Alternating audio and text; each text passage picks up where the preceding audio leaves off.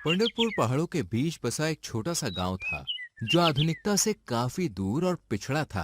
दुनिया जमीन से चांद और मंगल तक पहुंच गई, लेकिन पंढरपुर वहीं का वहीं रह गया था। राम बाबू उसी गांव में अकेले रहते थे। उनके दो बेटे थे। बड़े का नाम था रोहन और छोटे का नाम था अर्जुन। राम बाबू ने उन दोनों को सालों पहले पढ़ाई करने शहर भेजा था, तो वो दोनों वहीं रह गए और कभी वापस नहीं लौटे। वो दोनों हर महीने राम बाबू को पैसे भेजते रहते थे, जिससे उनका गुजारा हो सके। एक दिन राम बाबू अचानक बीमार पड़ गए। उन्हें लग रहा था कि वो अब ज्यादा दिन नहीं जी पाएंगे, इसलिए उन्होंने अपने दोनों बेटों को खबर भिजवा दी और कुछ दिन गांव आने के लिए कहा। अर्जुन को जब खबर मिली तो वो उसी रात को गांव पहुंच गया। वो एक एआई स्पेशलिस्ट सॉफ्टवेयर इंजीनियर था और स्वभाव से बहुत अच्छा था। गांव पहुंचते ही वो अपने पिताजी के पास पहुंच गया। पिताजी, आप चिंता मत कीजिए, आपको कुछ नहीं होगा। बेटा, मुझे अब किस बात की चिंता बेटा? तू आ गया है तो अब खुशी खुशी मर पाऊंगा। आपको कुछ नहीं होगा पिताजी। तू मेरी चिंता छोड़, मुझे तुझसे एक बात करनी है बेटा। हाँ पिताजी, बताओ क्या कहना चाहते हो आप? कई सालों पहले मेरी एक इच्छा थी कि मैं इस गांव के लिए कुछ करूं, लेकिन जीते जी मैं कुछ नहीं कर पाया। ये काम मैं तुम दोनों भाइयों को सौंपना चाहता हूँ। हो सके तो तुम दोनों मिलकर मेरी ये आखिरी इच्छा पूरी करना और इस गांव के लिए कुछ अच्छा काम करना। हम आपकी ये इच्छा जरूर पूरी करेंगे पिताजी। जैसे ही अर्जुन ने वादा किया, तुरंत ही राम बाबू ने अपनी सांस छोड़ दी। अगले दिन सुबह अर्जुन का बड़ा भाई रोहन भी आ गया। दोनों राम बाबू के बेटे थे, लेकिन दोनों में जमीन आसमान का अंतर था। अर्जुन बचपन से ही बहुत अच्छा और सच्चा था, जबकि रोहन बचपन से ही बुरा था। शहर में पढ़ाई करके अर्जुन सॉफ्टवेयर इंजीनियर बन गया और रोहन एक बिजनेसमैन। रोहन को हमेशा अर्जुन से नफरत रहती थी। अर्जुन की सफलता उससे देखी नहीं जाती थी। पिताजी की अंतिम क्रिया करने के बाद रात को दोनों भाई साथ में बैठे थे। बड़े भैया, पिताजी ने अपनी सांस छोड़ने से पहले मुझे एक बात बताई थी। कैसी बात? क्या बताया था पिताजी ने? पिताजी ने कहा था कि वो गांव के लिए कुछ करना चाहते थे, लेकिन जीते जी नहीं कर पाए, तो हम दोनों भाई मिलकर उनकी ये आखिरी इच्छा पूरी करें। मुझे अपने पैसे इन गांव वालों पर खर्च करने में कोई इंटरेस्ट नहीं है। लेकिन ये पिताजी की आखिरी इच्छा थी भैया। अरे जब इंसान ही नहीं रहे तो उनकी इच्छा का क्या मोल? और रही बात इन गांव वालों की, तो मैं अपने पैसे इन गंवार लोगों पर खर्च नहीं करना चाहता। तुझे जो करना है तू कर। वैसे भी मैं तो कुछ दिन यहाँ रहकर शहर वापस लौटने वाला हूँ।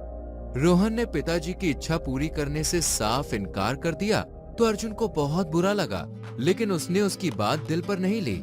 उसने तय किया कि वो अकेले ही गांव के लिए कुछ करेगा। अगले दिन अर्जुन पूरे गांव में घूमा और ये जानने लगा कि गांव में किन चीजों की कमी है। उसे पता चला कि इतने सालों बाद भी गांव में एक स्कूल भी नहीं है। इसके अलावा एक सबसे बड़ी समस्या थी नदी के जल स्तर का अचानक बढ़ना।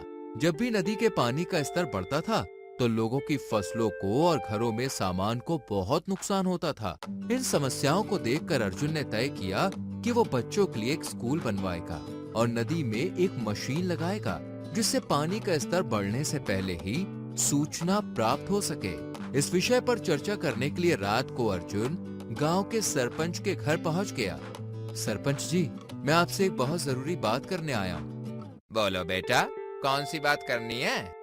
आज दुनिया बहुत आगे निकल गई है, लेकिन हमारा ये गांव आज भी पिछड़ा हुआ है। आज भी यहाँ बच्चों के लिए कोई स्कूल नहीं है, जिससे वो भी अनपढ़ ही रहे हैं।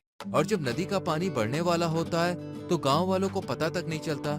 इससे उनको काफी नुकसान उठाना पड़ता है। तुम्हारी बात तो बिल्कुल सही है, लेकिन करे भी तो क्या करें? गांव वालों के पास पैसे और नॉलेज दोनों की कमी है। ऐसे में गांव का विकास भला कौन करेगा?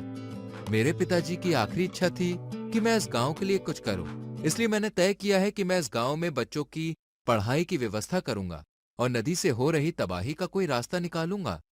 ये तो बहुत अच्छा विचार है बेटा। लग रहा है कि तुम्हारी वजह से अब इस गांव का कुछ भला होगा, कुछ तरक्की होगी। लेकिन इसमें मुझे आपका साथ चाहिए। मैं तुम्हें पूरी मदद करूंगा, जो भी मुझसे हो पाएगी। अर्जुन ने तभी कॉल करके शहर से कुछ सामान मंगवा लिया, जो सुबह तक आ गया। सरपंच ने गांव में पुराना मकान खाली पड़ा था, तो वो अर्जुन को दे दिया बच्चों की पढ़ाई के लिए। अर्जुन ने उस मकान में टेबल और कुर्सियां लगवाई और बच्चों के लिए लैपटॉप लगाए। अगले ही दिन से गांव के सभी बच्चे उस ऑनलाइन स्कूल में पढ़ाई के लिए आने लगे।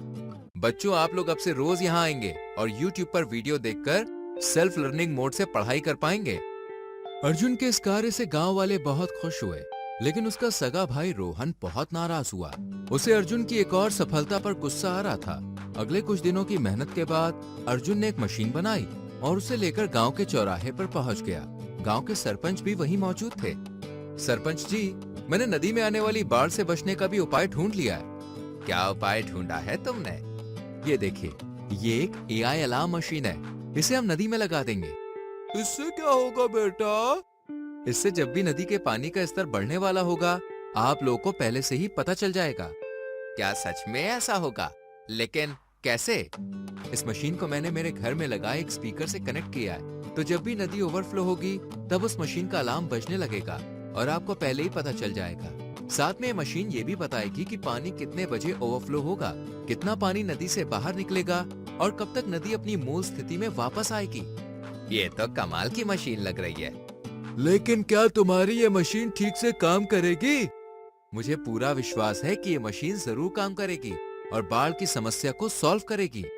ठीक है, तो चलो जाकर ये मशीन नदी में लगा देते हैं। अर्जुन ने सरपंच जी और बाकी लोगों के साथ जाकर वो मशीन नदी के किनारे लगा दी।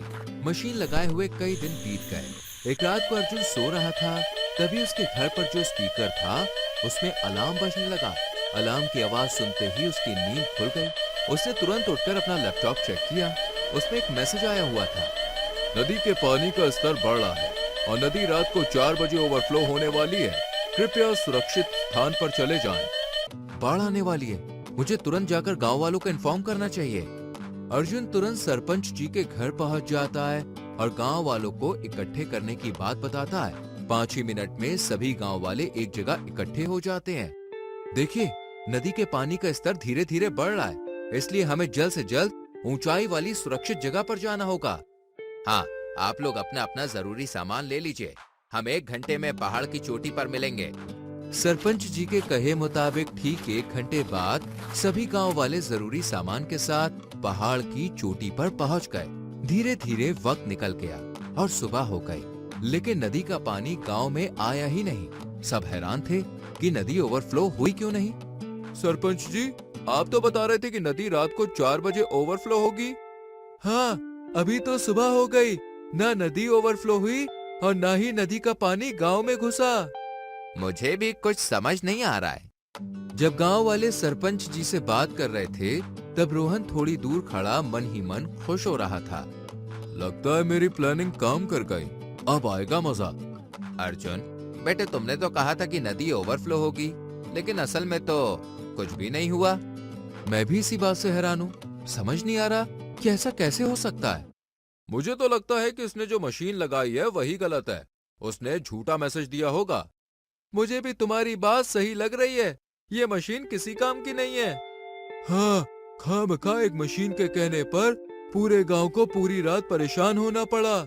अब अपनी ये मशीन अपने पास ही रखो। देखिए, जरूर कुछ गलत हुआ है, वरना मेरी मशीन गलत इन्फॉर्मेशन नहीं देती। बेकार की मशीन है तो गलती बताएगी ना। गांव वाले अर्जुन से बहुत नाराज हुए। उसका चेहरा शर्म के मारे झुक गया। गांव वाले एक के बाद एक वहां से निकलने लगे। अर्जुन किसी से नजरें नहीं मिला पा रहा था। सब लोगों के चले जाने के बाद अर्जुन अकेला वहीं रह गया और वो खड़े खड़े मन ही मन सोच रहा था, मुझे पता करना होगा कि मशीन ने गलत इन्फॉर्मेशन कैसे दी। तुरंत अर्जुन अपने घर जाता है और लैपटॉप में चेक करता है। थोड़ी मेहनत के बाद उसे पता चलता है कि किसी ने प्रोग्राम के साथ छेड़छाड़ की है और उसी वजह से मशीन ने गलत इन्फॉर्मेशन दी थी। प्रोग्राम के साथ छेड़छाड़ ऐसा कौन कर सकता है? गांव वाले तो अनपढ़ हैं, उनको तो लैपटॉप शुरू करना भी नहीं आता। फिर अर्जुन सोच ही रहा था कि तभी अचानक उसकी आंखें फैल गईं। रोहन, हाँ, रोहन ही एक ऐसा है जो ये कर सकता है, लेकिन उसने ऐसा क्यों किया? उसकी वजह से सारे गांव वालों को परेशानी उठानी पड़ी।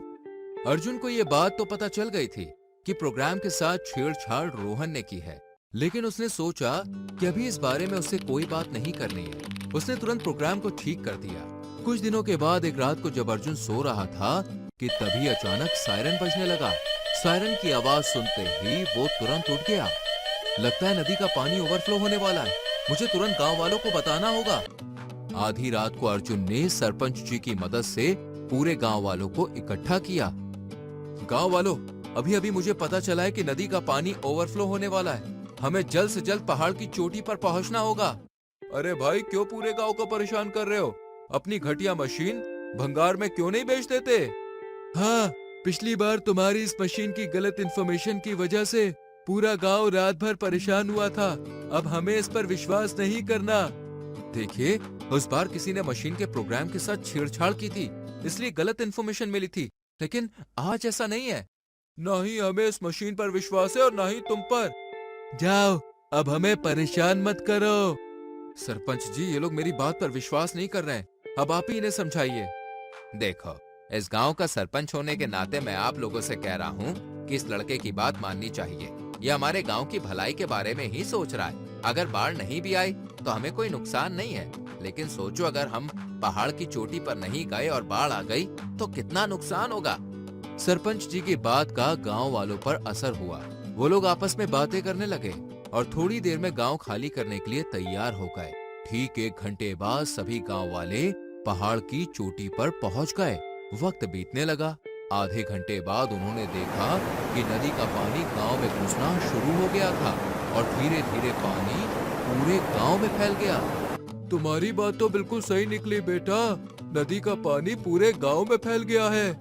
अगर हमने तुम्हारी बात पर विश्वास नहीं किया होता तो हमारा सारा सामान भीग जाता, बहुत नुकसान हो जाता हमारा।